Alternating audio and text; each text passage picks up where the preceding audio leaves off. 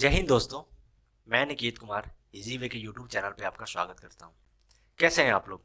उम्मीद करता हूँ बढ़िया होंगे, सारी चीज़ें अच्छी चल रही होंगी। अगर कुछ दिक्कतें भी होंगी तो वो आगे चल के धीरे धीरे सही हो जाएंगी। ठीक है, तो अभी हम लोग क्या करने वाले कि एक रीजनिंग की प्रैक्टिस सीरीज स्टार्ट करने वाले हैं। पेपर है वो सीजीएल 6 जून 2019 का पेपर है और शिफ्ट 1 का पेपर है।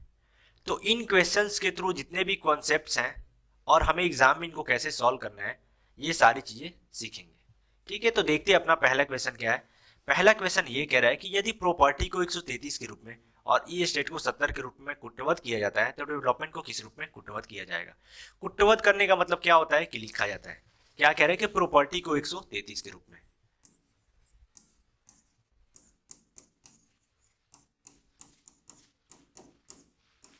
प्रॉपर्टी को 133 के रूप में। तो जब भी आप अल्फाबेट वाले क्वेश्चन देखते हैं तो सबसे पहले आपके दिमाग में क्या आना चाहिए, तो अल्फाबेट का जो भी नंबर है सबसे पहले वो आपके दिमाग में आना चाहिए। ठीक है, तो जैसे ये क्या होता है, हमें पता है कि पी 16वें प्लेस पे आता है, आर 18वें प्लेस पे आता है, ओ 15वें प्लेस पे आता है, पी 16वें प्लेस पे आता है, ई 5वें प्लेस पे आता है, फिर आर 18वें प्लेस पे आता है, टी 20वें प्लेस पे आता है और वाई 25वें प्लेस पे आता है। ठीक है, तो अब इन नंबर्स को आपको यूज करते हुए 133 तक पहुंचना है। जो भी ये नंबर्स हैं इनको यूज करके 133 तक पहुंचना है। तो आप सोचिए कि कैसे पहुंचेंगे। आप इनको मल्टीप्लाई करके पहुंच सकते हैं, नहीं पहुंच सकते हैं। डिवाइड करके पहुंच सकते हैं, नहीं पहुंच सकते हैं। घटा के पहुंच सकते हैं, सब्ट्रैक्शन के थ्रू नहीं पहुंच सकते। अपने पास क्या बचा, एक सम, ऐड। जोड़ के आप चेक करें कि हाँ जोड़ करके आप पहुंच सकते हैं कि नहीं पहुंच सकते। तो चलिए आइए जोड़ते हैं, देखते हैं क्या होता है।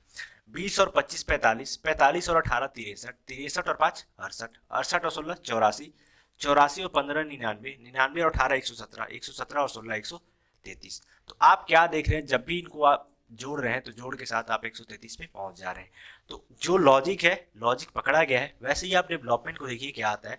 जैसे डेवलपमेंट में डी का होता है, डी चौथे प्लेस पे आता है, ई 5वें प्लेस पे आता है, भी 22वें प्लेस पे आता है, ई 5वें प्लेस पे आता है, एल 12वें प्लेस पे आता है, ओ 15वें प्लेस पे आता है, पी 16वें प्लेस पे आता है, एम 13वें प्लेस पे आता है, ई 5वें प्लेस पे आता है, एन 14वें प्लेस पे आता है और टी 20वें प्लेस पे आता है। यही है। तो आप एक बार सबको ऐड कीजिए, देखिए क्या आता है। 5 4 9, 22 9 31, 31 और 5 36, 36 और 12 48, 48 और 15 63, 63 और 16 79, 79 और 13 92, 92 और 5 97, 97 और 14 111, 111 और 20 कितना आ गया आपका 131 और 131। कौन से ऑप्शन में है? Option number C. और ऑप्शन नंबर सी अपना क्या हो जाएगा, आंसर हो जाएगा 131 131। ठीक है, देखते हैं क्वेश्चन नंबर 2। क्वेश्चन नंबर 2 क्या कह रहा है। क्वेश्चन नंबर 2 कह रहा है कि यदि पिक्चर को RHESWQG के रूप में लिखा जाता है तो माउंटेन को कैसे लिखा जाएगा। ये कह रहा है कि picture is written as RHESWQG, तो mountain will be written as. ठीक है, तो पिक्चर को क्या कह रहा है कि PICTURE, पिक्चर को कैसे लिख रहा है,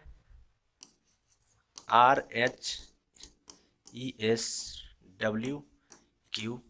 ठीक है, तो सबसे पहले मैंने आपको कहा बताया कि जब भी अल्फाबेट के आपके सामने क्वेश्चन आते हैं तो अल्फाबेट का क्या प्लेस है आपके सामने, आपके दिमाग में वो आना चाहिए। जैसे P 16वें प्लेस पे आता है, I 9वें प्लेस पे आता है, C 3रे प्लेस पे आता है, T 20वें प्लेस पे आता है, U 21वें प्लेस पे आता है, R 18वें प्लेस पे आता है और E 5वें प्लेस पे आता है। मैंने अल्फाबेट का प्लेस लिख लिया। वैसे ही मैंने इसका लिख दिया कि R 18वें प्लेस पे आता है, H 8वें प्लेस पे आता है, E 5वें प्लेस पे आता है, S 19वें प्लेस पे आता है, W 23वें प्लेस पे आता है, Q 17वें प्लेस पे आता है और G 7वें प्लेस पे आता है। ठीक है, अब आप इन नंबर्स को यूज कीजिए, कंपेयर कीजिए कि क्या लॉजिक लगाया गया है। तो आप यहाँ पे क्या देख रहे हैं कि 16 से 18 पे पहुंचा है, मतलब 2 क्या किया है, ऐड किया है। ठीक है, वैसे ही क्या किया है कि 9 से 8 पे पहुंचा है, मतलब 1 क्या गया है, घटाया है। वैसे ही 3 से 5 पे पहुंचा है, मतलब 2 ऐड किया गया है। फिर 20 से 19 पे आया, 1 घटाया है। फिर 21 से 23 पे आया है, 2 ऐड किया है। वैसे 18 से 17 पे आया, 1 घटाया है। और 5 से 7 पे आया है, 2 ऐड किया है। तो क्या देख रहे हैं आप कि पहले दो जोड़ रहा है एक घटा रहा है, पहले दो जोड़ रहा है फिर एक घटा रहा है। तो वैसे ही आप माउंटेन में कीजिए, माउंटेन में एम का क्या होता है, एम का होता है 13। 13 में आप क्या करना है कि पहले 13 में दो जोड़ना है, तो 15, 13 और 2 15 होता है। 15 पे क्या आता है आपका ओ, 15 पे क्या आता है ओ। ओ कहाँ पे है, सारे ऑप्शन में है, चलिए ठीक है। फिर यहाँ पे है ओ, पहले दो जोड़ा था फिर एक घटाना है। अब यहाँ पे ओ का क्या होता है, ओ का होता है 15। 15 में यहाँ से आप एक घटाएंगे तो क्या मिलेगा 14। और 14 किसका होता है, 14 होता है भाई साहब एन का। एन कहाँ पे है, ऑप्शन नंबर ए और ऑप्शन नंबर सी में है। ऑप्शन नंबर बी और ऑप्शन नंबर डी में क्या है, पी और क्यू है। तो ऑप्शन नंबर बी और ऑप्शन नंबर डी यहाँ से एलिमिनेट हो जाएगा, बाकी बच्चा यू। अब इस बार क्या करना है, इस बार हमें दो जोड़ना है। तो यू का क्या होता है, यू का होता है 21। 21 में आप दो ऐड करेंगे तो क्या मिलेगा 23। और 23 का किसका होता है, डब्ल्यू का होता है, ठीक है। तो डब्ल्यू कौन से ऑप्शन में मिल रहा है, ऑप्शन नंबर ए में, यहाँ पे डब्ल्यू। तो कौन सा ऑप्शन हो जाएगा, option number A. Option number A answer हो जाएगा। देखते हैं क्वेश्चन नंबर 3। क्वेश्चन नंबर 3 क्या कह रहा है कि उस विकल्प का चयन कीजिए जो तीसरे पद से उसी प्रकार से संबंधित है जैसे दूसरा पद पहले पद से संबंधित है। आपके सामने दो ये वर्ड्स दिए गए हैं, ठीक है। इस जैसे इन दोनों का लॉजिकल रिलेशन है वैसे ही के एल एन के साथ क्या रिलेशन आएगा इसी लॉजिक में, वही हमें बताना है। इंग्लिश में क्या है कि जैसे पहला पद दूसरे पद से संबंधित है, पहला टर्म जो दूसरे टर्म से संबंधित है, वैसे ही ये वाला जो टर्म है तीसरा वो चौथे के साथ कैसे होगा वही हमें बताना है। तो क्या बोल रहे हैं, सी डी एफ, ठीक है, C D F. C D F को क्या लिख रहा है के जी, सी डी एफ को क्या लिख रहा है जी एच जे, यही लिख रहा है। सी डी एफ को क्या लिख रहा है जी एच जे। तो सी का क्या होता है, सी होता है का होता है 3, डी का क्या होता है, डी का होता है 4 और एफ का होता है 6। वैसे यहाँ पे जी का क्या होता है, जी का होता है 7, एच का होता है 8 और जी का क्या होता है 10। तो आप क्या देख रहे हैं यहाँ से कि 3 से 7 पे पहुंचा है, तो 3 से 7 पे पहुंचने के लिए क्या किया गया, 4 ऐड किया है। वैसे ही 4 से कितना पे पहुंचा है, 8 पे पहुंचा है, तो यहाँ पे भी कितना ऐड किया है, 4 ऐड किया है। अब 6 से कितने पे पहुंचा है, 10 पे पहुंचा है, तो यहाँ पे भी क्या किया है, 4 ऐड कर रहा है। मतलब सब में क्या कर रहा है, 4 ऐड करते जा रहे हैं। तो वैसे ही आप एक नजर ऑप्शंस पे डालेंगे, क्वेश्चन के साथ साथ आपको ऑप्शंस पे भी नजर डालने होते हैं, ठीक है। तो आप क्या देख रहे हैं कि ऑप्शंस वाला, ऑप्शंस में चारों ऑप्शंस में ये जो लास्ट वाला लेटर है सबका क्या है वो अलग अलग है। तो इस क्वेश्चन को हम लोग इजिली से इस क्वेश्चन को ऑप्शन के थ्रू कर सकते हैं। तो एन का क्या होता है, एन का होता है 14। अगर आप 14 में 4 ऐड करेंगे तो आपको क्या मिलेगा 18। और 18 किसका होता है भाई साहब, 18 होता है आर का। और एक ही ऑप्शन में है, option number B. Option number B हमारा आंसर हो जाएगा। देखते हैं क्वेश्चन नंबर 4।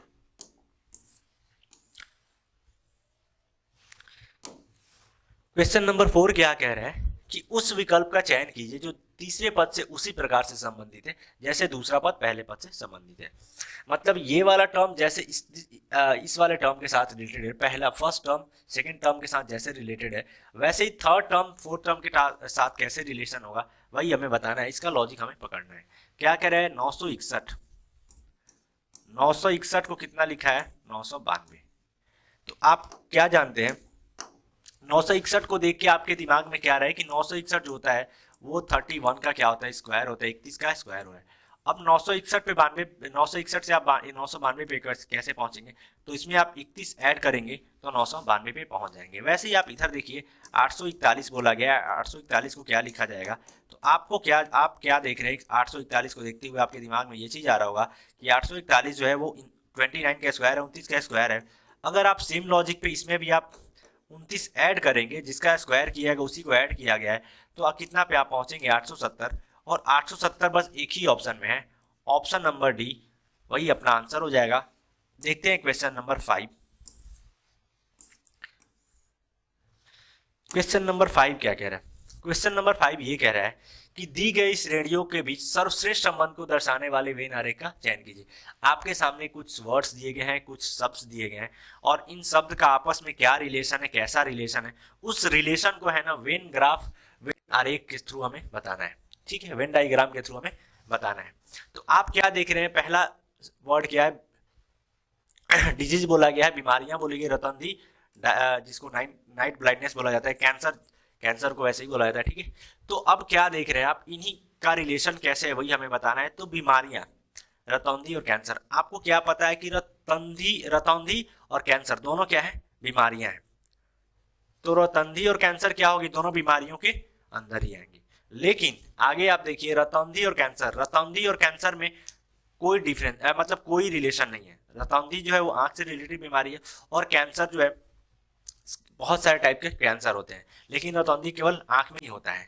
तो आप पहला ऑप्शन चेक करेंगे तो क्या देख रहे हैं कि बड़ा वाला जो ये गोला है अपना, बड़ा वाला सर्किल जो है ये डिजीज को दर्शाता है। तो डिजीज के अंदर अब दोनों चीजें आनी चाहिए, ठीक है, हमने यही रिलेशन निकाला है। तो आप क्या देख रहे हैं कि यहाँ पे इसको अगर हमने कैंसर मार लिया तो ये अपना रतौंधी हो जाएगा, और रतौंधी और कैंसर दोनों के बीच में कोई रिलेशन यहाँ पे नहीं है। तो ऑप्शन नंबर ए हमारा यहीं से क्या निकलता है, सही निकलता है, इस रिलेशन को सही दर्शा रहा है, तो ऑप्शन नंबर ए आंसर हो जाएगा। देखते हैं क्वेश्चन नंबर 6। क्वेश्चन नंबर 6 क्या कह रहा है,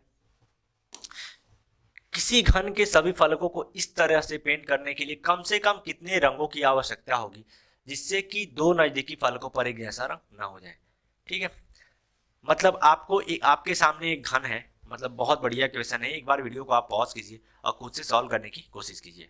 आपके सामने क्या बोला जा रहा है कि आपके सामने एक क्यूब दिया गया है, घन दिया गया है, और उस घन को पेंट करने के लिए आपको नंबर ऑफ मिनिमम पेंट्स की जैसे कितने number of minimum paints required होंगे वही हमें बताना है। ठीक है, आप क्या देख रहे हैं यहाँ पे कि आपके सामने एक घन है, ठीक है, ये एक घन हो गया, और इस घन को आपको इस तरीके से पेंट करना है ताकि जब भी आप दो फलक को पकड़े, दो फेसेस को आप एक साथ पकड़े, तो दोनों का कलर क्या होना चाहिए, अलग अलग होना चाहिए। ठीक है, अगर मैक्सिमम नंबर पूछता है यहाँ से तो हम क्या करते, जो भी 6 फेसेस हैं, जो भी 6 अलग अलग सतहें हैं, फलक हैं, उनको क्या करते, अलग अलग कलर से पेंट कर देते, तो मैक्सिमम नंबर में पता चल जाता। लेकिन हमें मिनिमम पूछ रहा है। आप क्या जानते हैं कि मिनिमम फेसेस कहाँ पे सबसे अधिक टच होती है, तो वो ये कॉर्नर पे। कितने फेसेस टच होती है, तो 3। अगर हम तीनों को अलग अलग से पेंट कर देंगे, इन तीनों फेसेस को, तो क्या होगा कि जब भी आप पकड़ेंगे किसी दो फलक को, जैसे ये आपका हो गया फलक नंबर 1, फेस नंबर 1, ये फेस नंबर 2, और ये जो साइड वाला है फेस नंबर 3, अगर आप 1-3 को पकड़ेंगे, और तीनों को मैंने अलग अलग से पेंट कर दिया, जब आप 1-3 को पकड़ेंगे तो दोनों का कलर अलग होगा, वैसे ही आप 1-2 को पकड़ेंगे तो अलग होगा, वैसे ही सारे फलक को करेंगे। ठीक है, तो मिनिमम नंबर ऑफ कलर्स कितने हो जाएंगे, वो 3 हो जाएंगे, जिनकी हमें रिक्वायरमेंट है क्या करने के लिए, पेंट करने के लिए। तो क्वेश्चन नंबर 7 पे देखते हैं। क्वेश्चन नंबर 7 क्या कह रहा है, क्वेश्चन नंबर 7 देखिए आप, ये कह रहा है कि निम्नलिखित 4 अक्षर समूह किसी प्रकार से एक निम्नलिखित 4 अक्षर समूह में से 3, यहाँ पे 3 छूट गया है,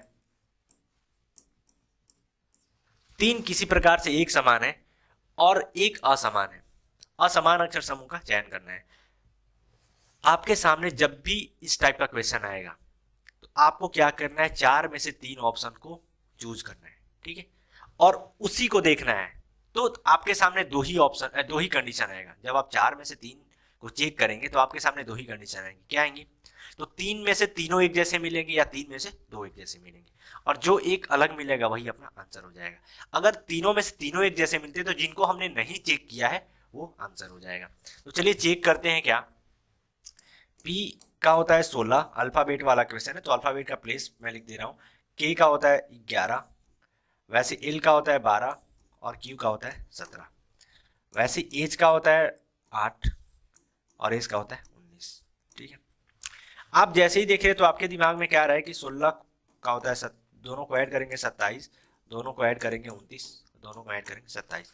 आप क्या देख रहे हैं कि जो आपका ऑप्शन नंबर बी है यहीं से थोड़ा डिफरेंट मिल जाता है 29, तो ऑप्शन नंबर बी यहीं से आंसर हो जाता है। लेकिन आपको एग्जाम में बिल्कुल इस तरीके से नहीं करना था। जिनको थोड़ा सा कॉन्सेप्ट पता होता है कोडिंग डिकोडिंग का वो क्या करते हैं, उनको पता होता है अल्फा न्यूमेरिक जो सीरीज है उसका कॉन्सेप्ट जिनको पता होता है तो वो क्या करते हैं, उनको पता है कि पी का जो अपोजिट है वो 11 होता है, वैसे एच का अपोजिट क्या होता है 19 होता है, वैसे सी का अपोजिट क्या होता है 1 होता है।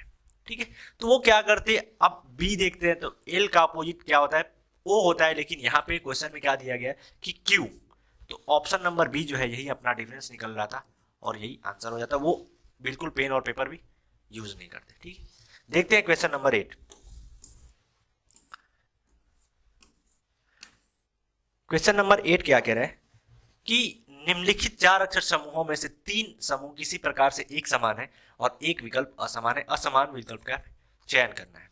आपके सामने फिर जो 4 ऑप्शंस दिए गए, 4 में से क्या है, 3 एक जैसे हैं और एक अलग है।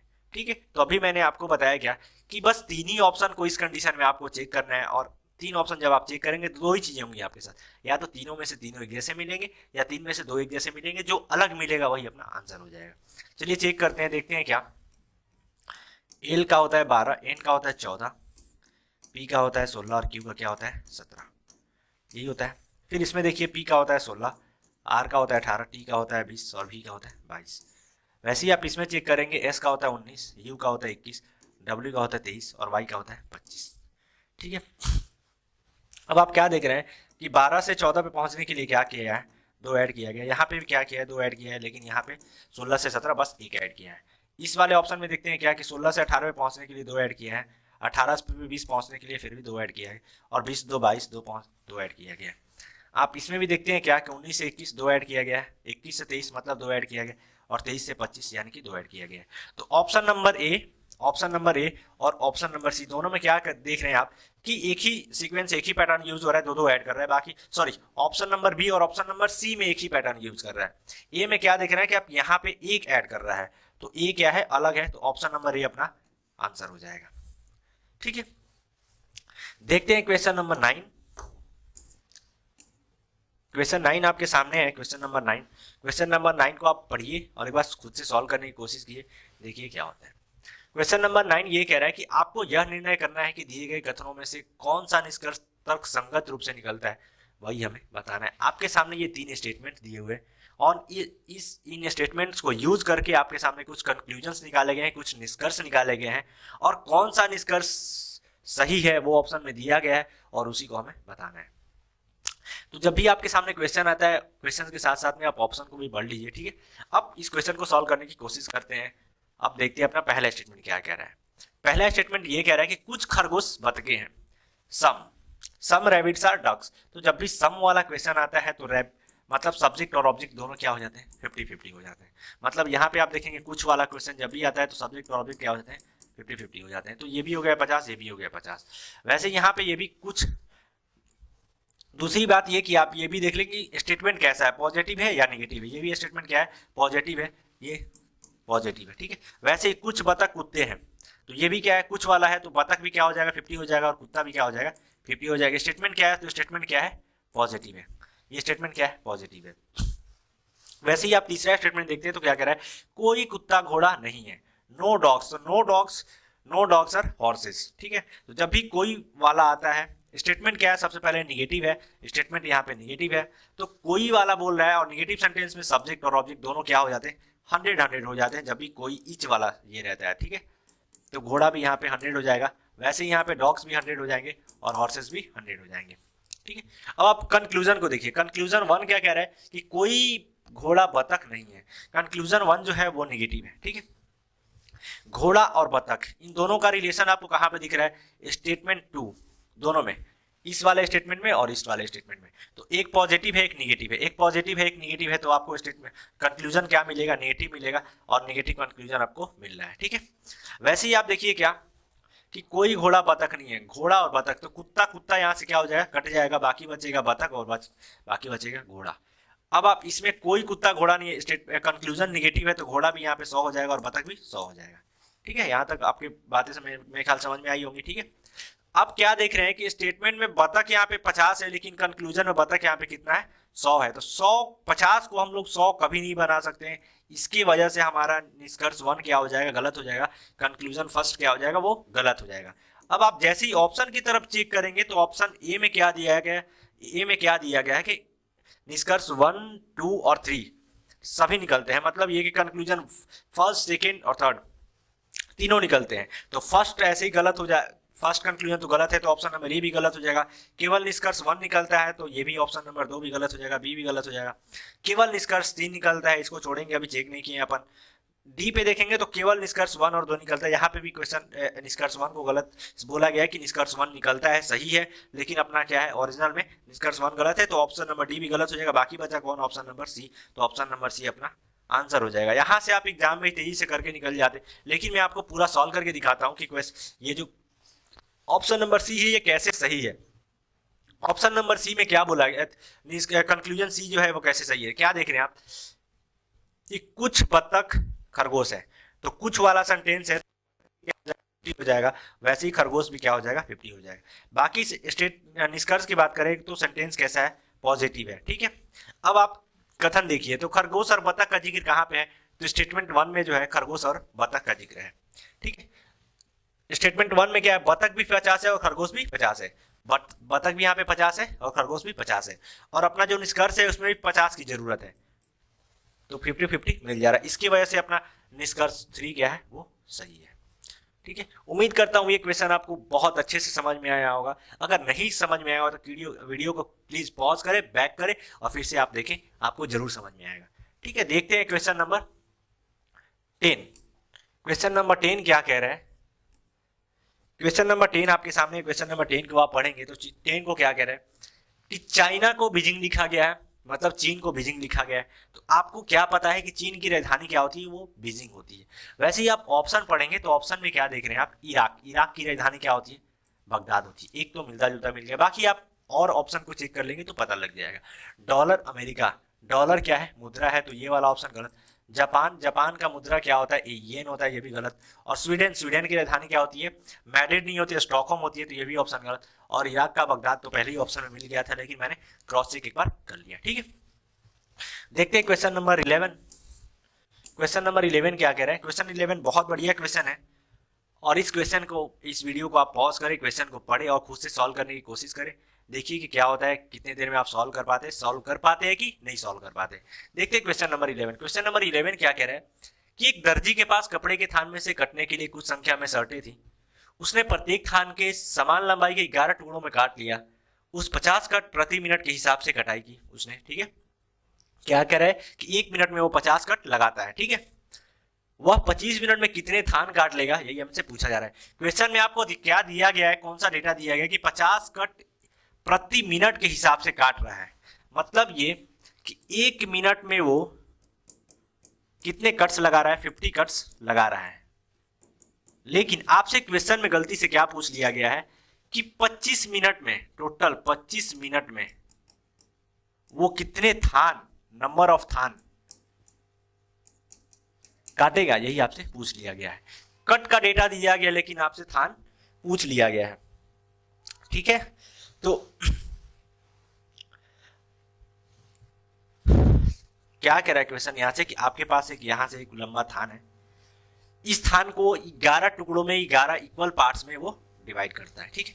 तो आप डिवाइड कीजिए 11 इक्वल पार्ट्स में सबसे पहले थान को, तो ये 1 हो गया, 2 हो गया, 3 हो गया, 4 हो गया, 5 हो गया, 6 हो गया, 7 हो गया, 8 हो गया, 9 हो गया, 10 और 11, ये 11।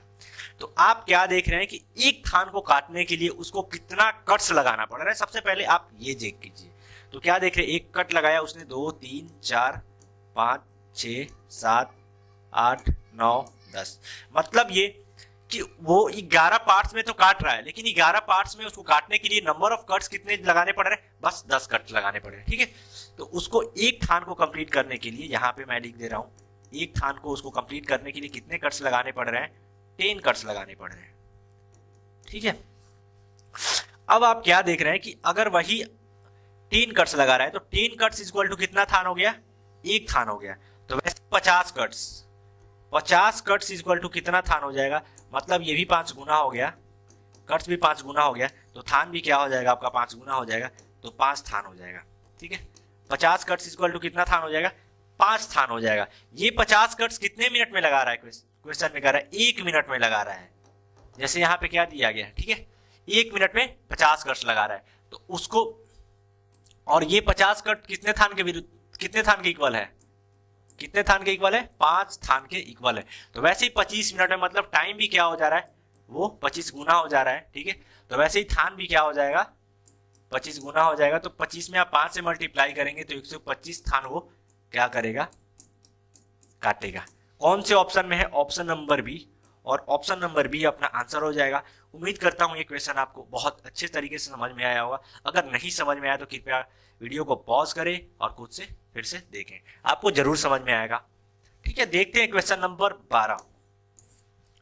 क्वेश्चन नंबर 12 क्या कह रहा है, क्वेश्चन नंबर 12 ये कह रहा है कि निम्नलिखित आकृति को बनाने के लिए कम से कम कितनी सीधी रेखाओं की जरूरत होगी। आपके सामने एक फिगर दिया गया है और फिगर को बनाने के लिए, ठीक है, ड्रॉ करने के लिए नंबर ऑफ स्ट्रेट लाइन कितनी रिक्वायर्स होंगी, यही हमें बताना है। ठीक है, तो आप क्या देखेंगे, आप क्या देख रहे हैं इस फिगर को देखते हुए कि ये एक साइड वाला ये जो फिगर है वैसे ही दूसरा साइड वाला फिगर सेम है और दोनों को आपस में क्या किया है, बस चिपका दिया है, ऐड कर दिया गया है। ठीक है, अब आप क्या देख रहे हैं कि यहां से एक लाइन स्टार्ट हो रही है इस फिगर में, तो यहां से यहां तक ये पूरी एक स्ट्रेट लाइन हो गई, कंप्लीट हो गई। तो वैसे ही कितने लाइंस की रिक्वायरमेंट है वही हमें बताना है इस फिगर को कंप्लीट करने के लिए। तो क्या देख रहे हैं आप, यहां से यहां एक लाइन, यहां से यहां एक दो लाइन। ठीक है, वैसे ही आप ऐसे क्रॉस पलटेंगे तो यहां से भी फिर सेम ऐसे ही दो गुना मिलेगा, दो लाइन। तो टोटल कितनी हो गई, 4। यहां तक 4 लाइन्स हो गई। वैसे ही आप ऐसे देखेंगे तो एक यहां से एक यहां से, तो 4 2 6, एक यहां से और एक यहां से, 6 2 8। ठीक है, अब आप क्या देख रहे हैं, 8 और बीच वाला हमने काउंट नहीं किया, एक 9। ठीक है, वैसे ही आप ऊपर में देखेंगे तो एक ये और एक ये, 2 9 2 11 और नीचे में भी सेम 2 13। ठीक है, तो टोटल कितनी लाइंस की रिक्वायरमेंट है, 13। कौन से ऑप्शन में है, ऑप्शन नंबर बी, और ऑप्शन नंबर बी अपना आंसर हो जाएगा। आप अच्छे से चेक करेंगे, आप अच्छे से काउंट करेंगे तो आपको दिख जाएगा। देखते हैं क्वेश्चन नंबर 13। क्वेश्चन नंबर 13 क्या कह रहा है, क्वेश्चन नंबर 13 ये कह रहा है कि निम्नलिखित श्रृंखला में आने वाली अगली संख्या का चयन कीजिए। आपके सामने एक सीरीज दिया गया है, तो select the next number in the following series, जो भी अगला नंबर आएगा उसी को हमें बताना है। ठीक है, तो आप पैटर्न को चेक कीजिए। आप क्या देख रहे हैं कि 6 से 9 पे पहुंचा है तो मतलब 3 ऐड किया गया, फिर 6 से 11 पे पहुंचा है मतलब 5 ऐड किया गया, फिर 11 से 18 पे पहुंचा है मतलब 7 ऐड कर रहा है, मतलब दो दो बढ़ा के ऐड करते जा रहा है। तो यहाँ पे 9 ऐड करेगा, 11 ऐड करेगा, फिर 13 ऐड करेगा, फिर 15 ऐड करेगा, फिर यहाँ पे फाइनली क्या ऐड करेगा, 17 ऐड करेगा। तो आप 66 में 17 ऐड करेंगे तो आपको क्या मिलेगा, 83, और 83 बस एक ही ऑप्शन में है, ऑप्शन नंबर सी, वही अपना आंसर हो जाएगा। देखते हैं क्वेश्चन नंबर 14। क्वेश्चन नंबर 14 क्या कह रहा है, क्वेश्चन नंबर 14 ये कह रहा है कि निम्नलिखित शब्दों को एक तार्किक एवं अर्थपूर्ण क्रम में व्यवस्थित कीजिए। आपके सामने 5 वर्ड्स दिए गए हैं, 5 शब्द दिए गए हैं। इन पांचों शब्द को एक लॉजिकल टर्म, एक लॉजिकल सीक्वेंस में क्या कह रहा है, अरेंज करना है। ठीक है, कि ताकि एक परफेक्ट लॉजिक निकले। इन पांचों शब्द को आपको एक अच्छे तरीके से सजाना है ताकि एक अर्थ निकले उसका सही। ठीक है, तो आप जैसे ऑप्शंस पे एक नजर डालते हैं तो ऑप्शन में आप क्या देख रहे हैं, ये जो लास्ट वाला शब्द है, लास्ट वाले शब्द का जो नंबर है वो सबका क्या है, सेम है। अब आप शब्द को देखिए, इधर विश्व है, सब देश है, शहर है, महाद्वीप है और राज्य है। तो इनमें क्या है, विश्व जो है सबसे बड़ा है और शहर जो क्या है सबसे छोटा है। तो अपने सामने दो ही कंडीशन आएंगी, या तो छोटे से बड़े की तरफ लिखेगा या फिर बड़े से छोटे की तरफ लिखेगा। लेकिन आप ऑप्शंस को देखते हैं तो आपको पता क्या लग जाता है कि लास्ट में क्या लिखा है, एक लिखा है, एक का मतलब है विश्व, यानी कि लास्ट में सबसे बड़ा लिखा है, यानी मतलब ये हो गया कि छोटे से बड़े की तरफ लेके जा रहा है। तो वैसे ही आप क्या करेंगे कि छोटे से बड़े की तरफ लेके जाएंगे तो सबसे पहले क्या आएगा, शहर, मतलब कि 3। ऑप्शन नंबर डी यहीं से निकल जाता है, सबसे पहला नंबर क्या आना चाहिए, 3। ठीक है, 3। दूसरा पे क्या आना चाहिए, शहर के बाद क्या आ जाएगा, राज्य, यानी कि 5। 3 के बाद 5। कौन कौन से ऑप्शन में, ऑप्शन ए और सी में है, बी में तो है नहीं, ऑप्शन बी यहां से निकल गया। फिर उसके बाद क्या आना चाहिए, शहर, शहर के बाद ये राज्य आ गया, राज्य के बाद क्या आना चाहिए, देश, यानी कि 2। 3 5 2 कौन से ऑप्शन में है, option number C, 3 5 2, option number C अपना आंसर हो जाएगा। ठीक है, उम्मीद करता हूं समझ में आई होगी ये क्वेश्चन। देखते हैं क्वेश्चन नंबर 15। क्वेश्चन नंबर 15 क्या कह रहा है कि किसी कूट भाषा में सिनेमा को NICAME के रूप में लिखा जाता है, उसी कूट भाषा में एक्टर्स को क्या लिखा जाएगा। मतलब ये कि in a certain code cinema is written as NICAME, यहां पे ई छूट गया है, तो what will be the written to the actors that code language. ठीक है, तो एक्टर्स को क्या कोड, किस कोड में लिखा जाएगा, यही हमें बताना है। क्वेश्चन में ये कह रहा है कि सिनेमा को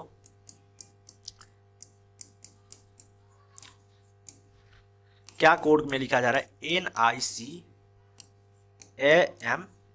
इसी कोड में लिखा जा रहा है। तो आप क्या देख रहे हैं, तो आप देखेंगे तो आपको खुद ही से दिख जाएगा क्या कि यहाँ पे क्रॉस पैटर्न यूज कर रहा है, N को यहाँ लेके आ रहा है और इसको यहाँ लेके आ रहा है, इसको यहाँ लेके आ रहा है। वैसे क्या किया, A को यहाँ लेके आया है, E को यहाँ लेके आया है और M को यहाँ लेके आया है। ठीक है, ये चीज आपको दिख गई। वैसे ही आप यहाँ पे एक्टर्स में करेंगे। ठीक है, आप ऑप्शन पे जैसे ही नजर डालेंगे तो आपको क्या दिखेगा कि ऑप्शन के जो लास्ट वाले लेटर हैं वो सारे ऑप्शन से क्या है, अलग है।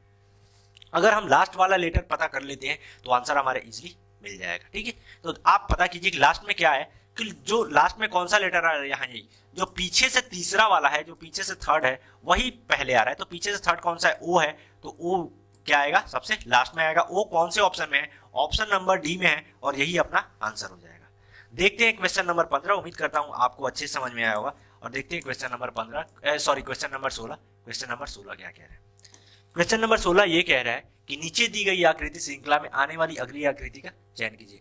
आपके सामने एक फिगर दिया है, फिगर का सीरीज दिया गया है, और इस सीरीज में अगला फिगर कौन सा आएगा वही हमें बताना है। आप क्वेश्चन को ध्यान से देखेंगे, क्वेश्चन के फिगर को ध्यान से देखेंगे तो आपको कुछ चीजें नजर आएंगी। आप क्या देख रहे हैं कि यहाँ पे इस फिगर को ड्रॉ करने के लिए नंबर ऑफ लाइंस कितने यूज किए गए हैं, तो 2, 1 और 2। यहाँ पे 2 लाइंस यूज किए गए हैं। यहाँ पे इस फिगर को ड्रॉ करने के लिए, इस फिगर को बनाने के लिए कितने लाइंस यूज किए गए हैं, 3 यूज किए गए हैं। यहाँ पे कितने यूज किए गए हैं, 1 2 3 4, यहाँ पे 4। तो इस वाले में कितना हो जाएगा, 5। जो अपना अगला फिगर आएगा उसमें नंबर ऑफ 5 लाइंस की रिक्वायरमेंट होगी ड्रॉ करने के लिए, बनाने के लिए। ठीक है, तो आप क्या देख रहे हैं, ऑप्शन नंबर ए में सर्कल है, इसमें तो नंबर ऑफ लाइंस यूज ही नहीं किया गया, इसमें 4 लाइन का यूज किया गया। इसमें आप काउंट करेंगे सी में, 1 2 3 4 5, इसमें कितना आ जा रहा है, 5। तो ऑप्शन नंबर सी अपना आंसर हो जाएगा। ठीक है, देखते हैं क्वेश्चन नंबर 17। क्वेश्चन नंबर 17 क्या कह रहा है, क्वेश्चन नंबर 17 ये कह रहा है कि उस विकल्प का चयन करें जो रिक्त स्थान भरेगा और दी गई श्रृंखला को पूरा करेगा। आपके सामने एक सीरीज दी गई है और इस सीरीज में अगला नंबर कौन सा आएगा वही हमें सिलेक्ट करना है कि कौन सा नंबर आएगा, जो ब्लैंक प्लेस है उस पर कौन सा नंबर आएगा। आपके सामने ये सीरीज दिया गया है नीचे, आप देखिए कि कैसे हमें सीरीज में कौन सा लॉजिक यूज किया गया है। अब क्या किया है कि 180 पे 2, 180 से 182 से क्या है, 180 पे आया, मतलब 182 से कितना पे आया, 180 पे आया। तो इसमें से 2 सब्ट्रैक्ट किया है, 2 घटाया है। वैसे क्या किया कि 180 से 198 पे गया, मतलब 180 से 198 पे गया, मतलब 18 ऐड किया गया है। यहाँ पे 198 से 216, मतलब 198 से 216 पे गया है। तो यहाँ पे भी 18 ऐड किया गया, 18 ऐड किया गया है। यहाँ पे भी क्या किया गया, 216 216 से 234 पे गया, 234 पे किया गया है। तो यहाँ पे भी 18 ऐड किया गया, 18 ऐड करेगा। तो यहाँ पे भी अपने को क्या करेगा, नेक्स्ट वाले नंबर में 18 ऐड करना पड़ेगा। जब भी आप 234 में 18 ऐड करेंगे, 234 में आप 18 ऐड करेंगे तो आपको मिलेगा 252। और कौन सा ऑप्शन है, ऑप्शन नंबर डी, 252, यही आंसर हो जाएगा। अब जब 252 में आप फिर 18 ऐड करेंगे तो आपको क्या मिलेगा, 270, जो कि अपना लॉजिक बिल्कुल सही बैठ रहा है। ठीक है, देखते हैं question number 18। Next question, question number 18। Question number 18 में क्या कह रहा है कि उस आकृति का चयन करें जिसमें दी गई आकृति अंतर्निहित है। Select the shape in which the given figure is embedded.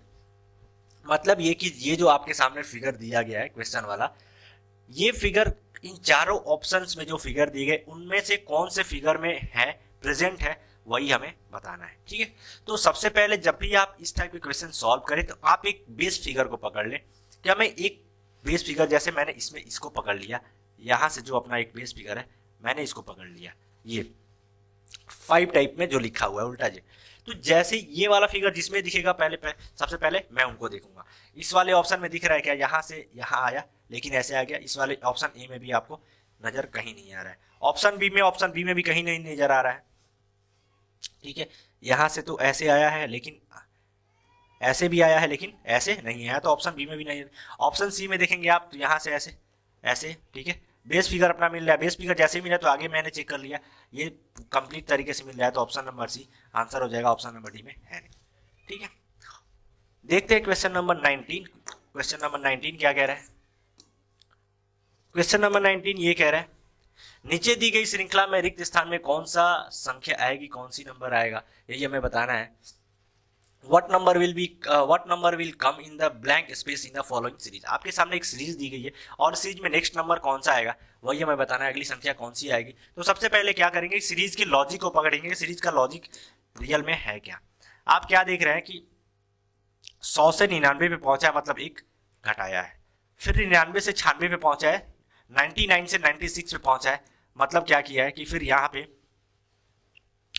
पे जो है आपका 99 से 96 पे पहुंचा है तो क्या किया है, 3 सब्ट्रैक्ट किया है, फिर 3 घटाया है, फिर 96 से 91 पे आया मतलब क्या किया है, 5 घटाया है, 96 से 91 पे आया मतलब 5 घटाया है, अब 91 से 84 पे गया है मतलब 7 घटाया है, 7 सब्ट्रैक्ट किया है, 91 में से 7 घटाएंगे तो 84 मिलेगा।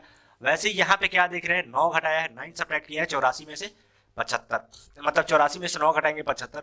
वैसे ही 75 से आप 11 घटाएंगे तो क्या मिलेगा, 64, 75 में से आप 11 घटाएंगे तो आपको 64 मिलेगा। और वैसे ही सेम यहाँ पे करेंगे, 64 में से जैसे ही आप 13 घटाएंगे, 64 में से 13 आप माइनस करेंगे तो आपको क्या मिलेगा, 51, 51 और 51 अपना आंसर हो जाएगा, जो कि ऑप्शन नंबर सी में देखने को मिल रहा है। देखते हैं क्वेश्चन नंबर 20। क्वेश्चन नंबर 20 क्या कह रहा है, क्वेश्चन नंबर 20 में दिया गया है 4 को 67 के रूप में लिखा जाता है, तो वैसे ही आप 8 को कैसे लिखेंगे यही हमें बताना है। मतलब ये कह रहा है कि अगर आपके सामने ये 4 दिया गया है, 4 दिया गया है, 4 को 67 के रूप में लिखा गया है, तो वैसे ही 8 को इसी जो लॉजिक यहाँ पे यूज किया गया है उसी लॉजिक के साथ यहाँ पे क्या लिखा जाएगा वही हमें बताना है। आप क्या देख रहे हैं, आपको पता है कि 64 को आप कैसे लिख सकते हैं, 64 + 3, देखते ही समझ में आ रहा था, और 64 क्या है, ये 4 का क्यू है। मतलब ये कि क्या किया गया है, जैसे 8 का क्यू किया गया है और इसके क्यू करने के बाद में 3 ऐड किया गया, तो 8 का क्यू कितना होता है, 512, और 512 में आप 3 ऐड करेंगे तो आपको मिलेगा 515। और ये आपको कौन से ऑप्शन में देखने को मिल रहा है, तो ऑप्शन नंबर डी में देखने को मिल रहा है, ऑप्शन नंबर डी अपना आंसर हो जाएगा। देखते हैं क्वेश्चन नंबर 21। क्वेश्चन नंबर 21 क्या कह रहे हैं, क्वेश्चन नंबर 21, क्वेश्चन नंबर 21 आपके सामने है, और क्वेश्चन नंबर 21 क्या कह रहा है, जरा ध्यान से पढ़ेंगे। निम्नलिखित 4 संख्या युग्मों में से 3 संख्या युग्म किसी प्रकार से एक समान है और एक संख्या युग्म असमान है, उस असमान संख्या युग्म का चयन करना है। क्या करना है, चयन करना है, ठीक है। आपके सामने ये 4 नंबर ऑफ 4 पेयर्स दिए गए हैं, और इन पेयर्स में से 4 पेयर्स में से 3 जो है 3 पेयर्स जो है वो एक जैसे हैं बिल्कुल, ठीक है। तो एक जो अनइक्वल है उसी को हमें चूज करना है, ठीक है। 3 क्या है, इक्वल है, 3 पेयर जो है इक्वल है, और एक क्या है, अनइक्वल पेयर है, और उसी को हमें बताना है। आप ऑप्शंस को जैसे मैंने क्या बोला है आपको कि जैसे ही आपके सामने इस टाइप के क्वेश्चन आते हैं, आपको क्या करना है कि चारों ऑप्शंस में बस 3 को चेक करना है। जब आप 3 को चेक करेंगे तो आपके सामने 2 ही कंडीशन आएंगी।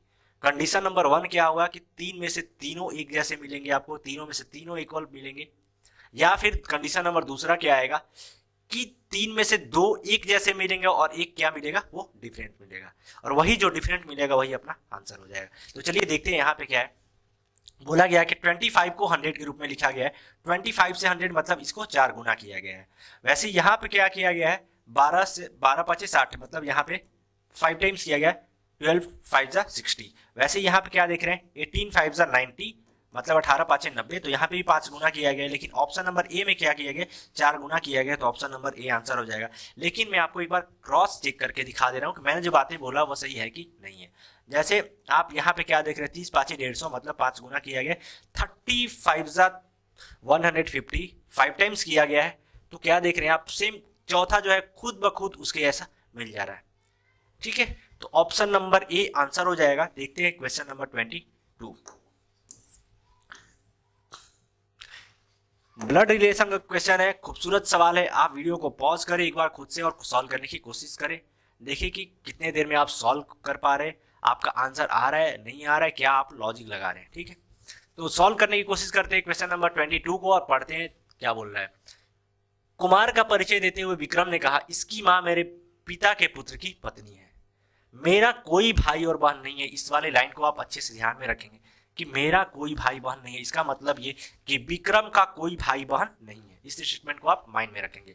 कुमार का विक्रम से क्या संबंध है, लास्ट में यही पूछा जा रहा है कि कुमार का विक्रम से क्या संबंध है, मतलब ये कि विक्रम कुमार को क्या बोलेगा, मतलब ये कि जिसके लास्ट में से रहता है उसका रिलेशन वो क्या बोलता है, वही हमें फाइंड आउट करना है। चलिए क्वेश्चन कह रहे हैं कि कुमार का परिचय देते हुए विक्रम ने कहा, ये हो गए आपके कुमार भाई साहब, ये हो गए आपके विक्रम भाई साहब, दोनों क्या है, मेल है, तो मेल को मैंने पॉजिटिव से रिप्रेजेंट कर दिया, दिखा दिया। अब आगे आप क्या देख रहे हैं कि इसकी अब कुमार क्या कह रहे हैं कि इसकी माँ, मतलब विक्रम की जो मदर है, विक्रम की जो माँ है फीमेल है, तो मैंने माइनस से डिनोट कर दिया, दिखा रिप्रेजेंट कर दिया। इसकी माँ मेरे पिता के पुत्र की पत्नी है, मतलब विक्रम के फादर एफ हो गए, और इनका पुत्र, इनका सन खुद विक्रम हो गया, इसकी पत्नी है, कौन है इसकी पत्नी, कौन है विक्रम की पत्नी, कौन है विक्रम की पत्नी, कौन है विक्रम की पत्नी है कौन, वो एम है।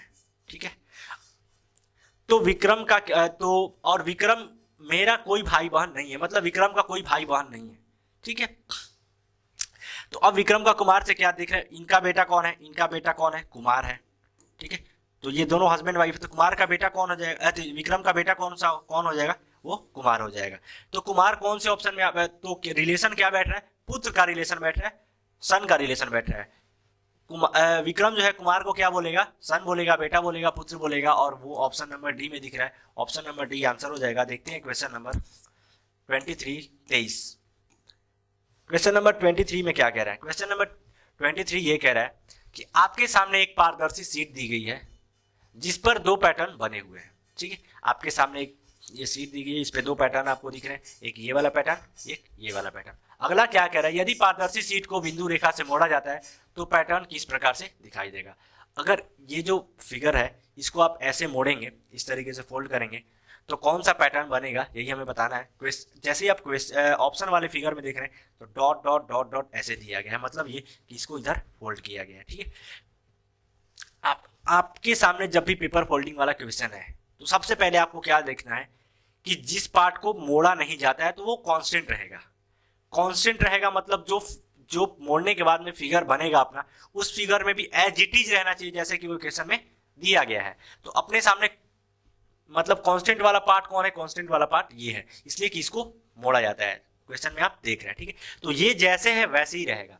अब आप दूसरी चीज क्या देख रहे हैं कि ये वाला फिगर जो है, ये वाला फिगर ये इससे क्या है, बड़ा है। तो जब बड़ा है तो साइड में कहीं ना कहीं थोड़ा थोड़ा बहुत पार्ट्स निकलेगा। ठीक है, अब उसके बाद आप एज्यूम कीजिए कि मोड़ने के बाद में आपको कैसा दिखाई देगा। जैसे ही आप मोड़ते हैं तो आप क्या देख रहे हैं, मोड़ने के बाद में आपको इस तरीके का फिगर, जब आप एज्यूम करेंगे आंख बंद करके तो आपको इस तरीके का फिगर दिखेगा। कौन से ऑप्शन में दिख रहा है, ऑप्शन नंबर डी में बिल्कुल कहीं पे भी नहीं निकल रहा है, बाकी ऑप्शन ए में भी नहीं निकल रहा है, ऑप्शन बी और ऑप्शन सी में निकल रहा है, लेकिन ऑप्शन सी में ये वाला जो पार्ट है ऐसे, ये वाला मिसिंग है, तो ऑप्शन नंबर सी भी गलत हो जाएगा, ऑप्शन नंबर बी अपना आंसर हो जाएगा, जो कि इसके तरह से दिख रहा है।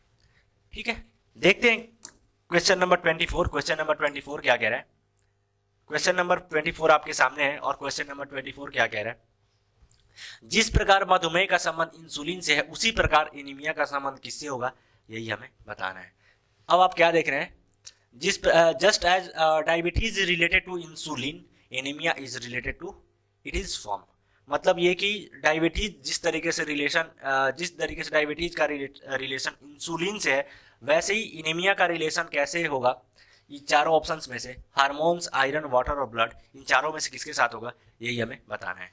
अब आप क्या देख रहे हैं कि आपको पता होगा, जैसे ही आप जीएस पढ़ते होंगे तो उसमें आपको मिला होगा कि इंसुलिन की कमी से क्या होता है, मधुमेह होता है, इंसुलिन की कमी से क्या होता है, डायबिटीज होता है। तो वैसे ही एनीमिया किसके कमी से होता है वो हमें बताना है। एनीमिया ब्लड की कमी से होता है, रक्त की कमी से एनीमिया रोग होता है। तो ऑप्शन नंबर डी अपना आंसर हो जाएगा। देखते हैं, तो आज का सेशन समाप्त होता है यहीं पे।